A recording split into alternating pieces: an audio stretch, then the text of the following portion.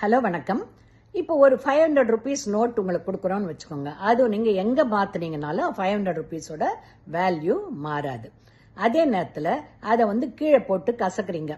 அப்போது கசக்கி நீங்கள் கடையில் கொடுத்தாலும் 500 rupeesக்கு வேல்யூ இருக்குது. அதை அழுக்காக்கிட்டு கீழே போட்டு காலில் செருப்பெல்லாம் விதித்து அழுக்காக்கிட்டு அப்புறம் கடையில் கொடுத்தாலும் அதோட வேல்யூ 500.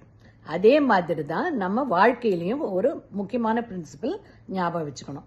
யாரான நம்மளை திட்டினாலோ தேவையில்லாமல் சண்டை போட்டாலோ நம்மளை தூற்றுனாலோ நம்ம அதுக்காக அப்செட் ஆகிடக்கூடாது.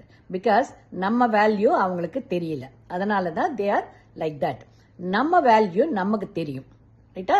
அதனால அந்த வேல்யூவை எப்பவுமே நாம உணர்ந்து இந்த சரௌண்டிங்கில் இருக்க கெட்ட பீப்புள் யாராக இருந்தாலும் அதை பற்றி கவலைப்படாமல் நம்மளுடைய தகுதியை நம்ம இம்ப்ரூவ் பண்ணிக்கணும். அப்போ தான் நம்ம நம்மளுடைய வேல்யூ கூடும். ஓகேங்களா?